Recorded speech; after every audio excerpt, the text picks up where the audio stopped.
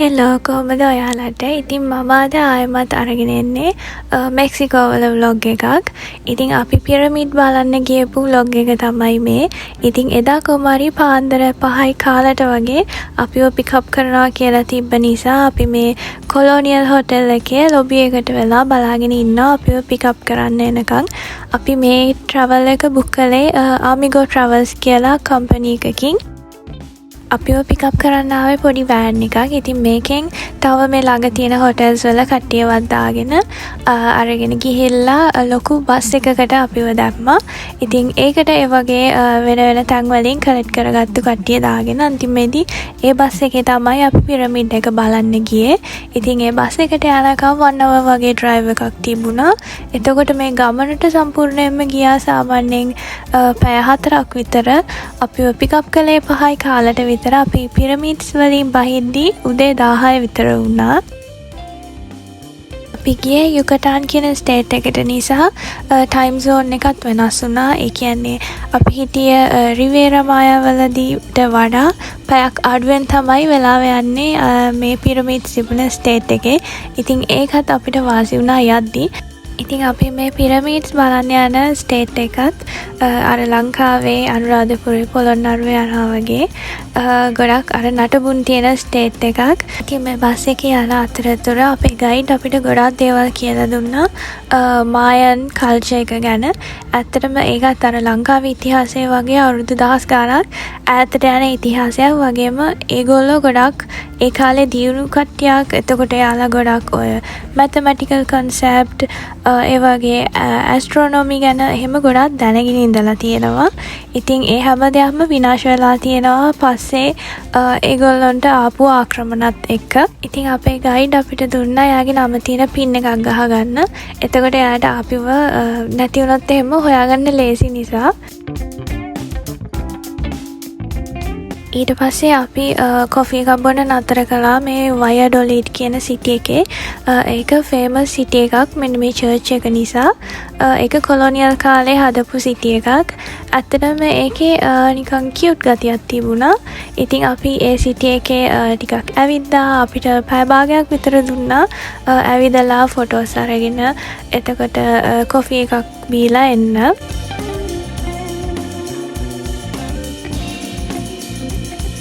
ඉතින් coffee shop එකේ දිග පෝලිමක් තිබුණ නිසා අපි හිතුවා අපි මුලින්ම සිටි එකේ චුට්ටක් ඇවිදලා ඊට පස්සේ පෝලිම අඩු වුණාට පස්සේ ගිහින් කොෆි ගන්නවා කියලා. ඉතින් චිචන් ඉට්සා යන හැමෝම නවත්තන තැනක් තමයි මේ සිටි එක. ස්පෙෂලි මෙන්න මේ චර්ච් එක ඉස්සරහා ෆොටෝස් ගන්න.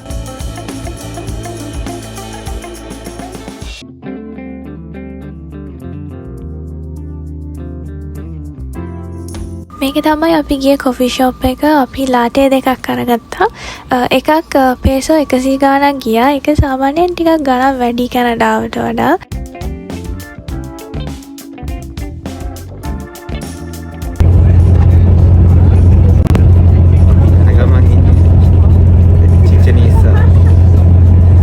මේක මේ මායන් කැලෙන්ඩර් එකක්. අපිට බස් එකේ යන ගමන් මේ වගේ එක දේවල් බලන්න දුන්නා. විස්තර ගොඩක් කිව්වා. මේවත් මේ ගහක පොතු జాතියක්. ඒගොල්ලෝ අර ওই කැලෙන්ඩර්ස් එහෙම හදපු පේපර්ස් හදලා තියෙන්නේ මේ වයින් තමයි. ඉතින් අපි ෆයිනලි ආවා චිචන් ඉට්සා වලට. මේ තමයි එන්ට්‍රන්ස් එක. ඒකේ අලුතෙන් හදලා තිබුණේ. එතනම හරිම ක්ලීන් එකට තිබුණා. අපි ටිකට් නම් ඔන්ලයින් අරගෙන තිබුණේ. හැබැයි අපි කැමරා එකක් අරන් යන නිසා ඒකට අපිට එතන වෙනම ගාණක් ගෙවන්න වුණා. ඉතින් කැමරාව අරන් ගියාට එකෙන් ගත්ත ගොඩක් ක්ලිප්ස් ඩිලීට් වුණා එඩිට් කරන්න ගිහලා. ඉතින් ඒක නිසා ගොඩක් මේ වීඩියෝ එකේ තියෙන්නේ ෆෝන් එකෙන් ගත්ත ඒවා.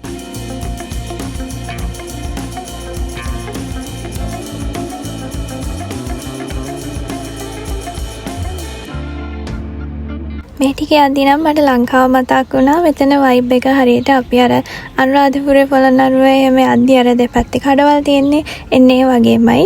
ඉතින් මෙතෙන්දී ඔයගොල්ලන්ට පේනවද දන්නේ මේ බඩු විකුණන කට්ටිය මායන්ස්ලා. ඒගොල්ලෝ උසෙන් ගොඩක් අඩුයි. පස්සේ මේගොල්ලෝ ස්පැනිෂ් කට්ටියත් එක්ක මික්ස් වෙලා තමයි ඒ උසාය ඉන්නේ මෙක්සිකෝ වල. නැත්තම් ඔරිජිනලි මෙක්සිකෝ වල ඉන්න කට්ටිය නැත්තම් මායන්ස්ලා ඒගොල්ලෝ උසෙන් හරිම අඩුයි.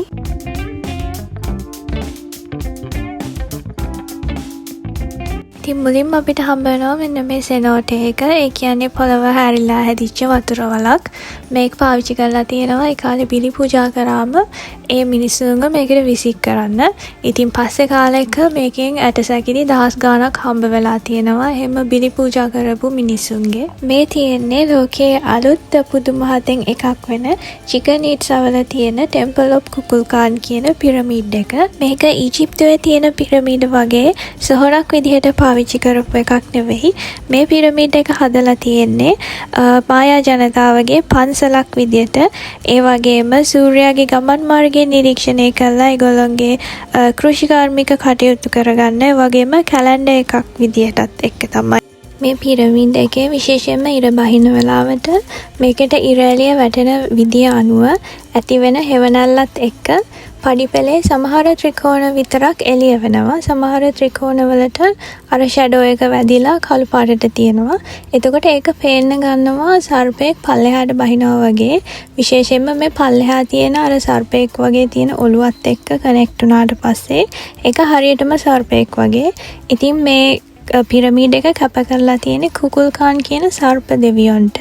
ඉතින් මේගොල්ලෝ විශ්වාස කරනවා ඒ කුකුල්කාන් කියන දෙවියෝ මේ පිරමීඩ් එක දිගේ පල්ලෙහාට බහිනවා කියලා තමයි මේ පේන්නේ කියලා.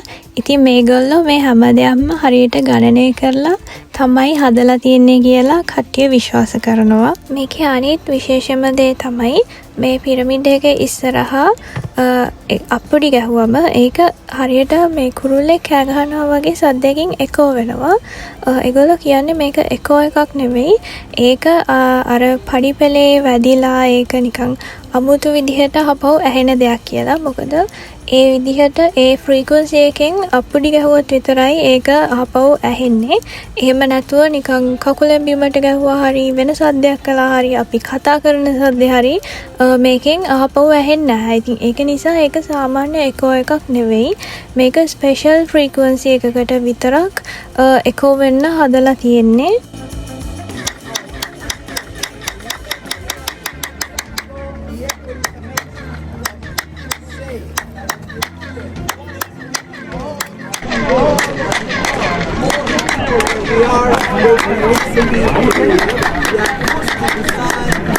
Sounds like a bird.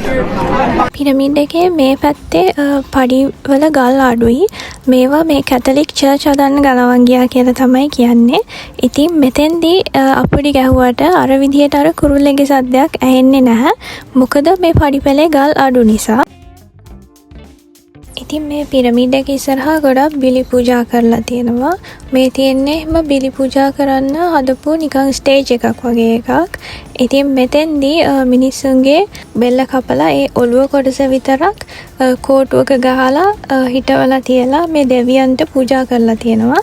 එතකොට ඉතුරු වෙන කඳ කොටස අර කලින් මම මුලින්ම පෙන්වුවේ සෙනෝට එකක් වතුර වලක් අන්න ඒකට දාලා තියෙනවා. ඉතින් ඒකෙන් හම්බ වෙලා තියෙන ඇටසැකිලි ඔක්කොගෙම ඔළුවක් තිබිලා නැහැ. අර කඳේ ඇටසැකිලි ටික විතරයි තිබිලා තියෙන්නේ.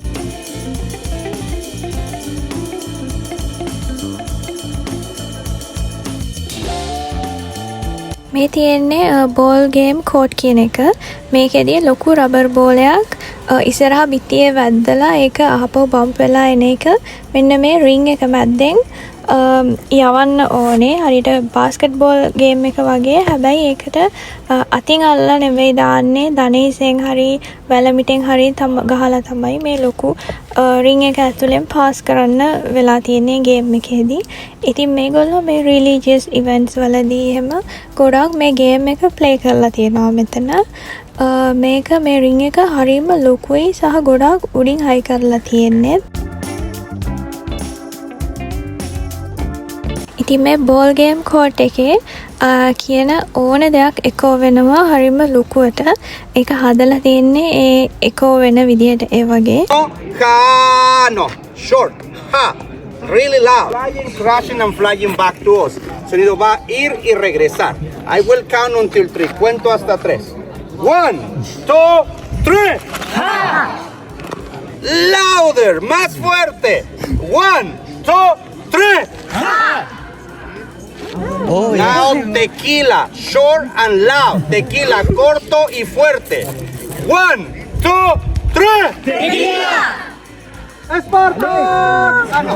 That's a different movie, family. Este lado. ඉතින් අපි ආපහු එන ගමන් මෙතනින් මැග්නට්ස් අරගත්තා.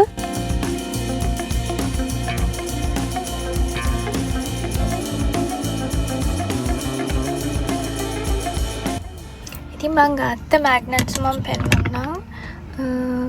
මේ එකක් එතකොට මේ තියෙන්නේ මේක මායන්ස්ලගේ කැලෙන්ඩර් එක.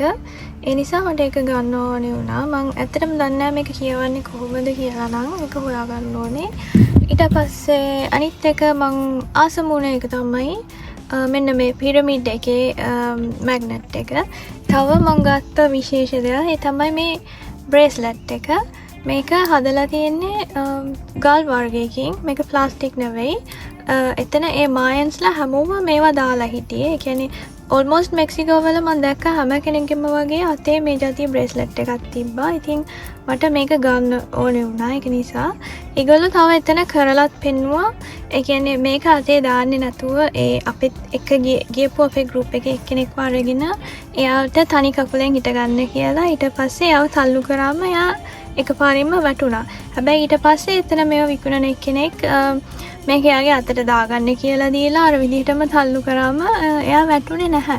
ඉතින් මන් දන්නේ නැහැ ඒකේ ඇත්තක් තියනවද නැද්ද කියලා. හැබැයි මාත් මේක අරගෙන දාලා බැලුවම එහෙම දෙයක් තියෙනවා. ඉතින් මායන්ස්ලා කියනවා මේ ගල් වලට පුළුවන් කියලා ශක්තිය ඇබ්සෝබ් කරගන්න.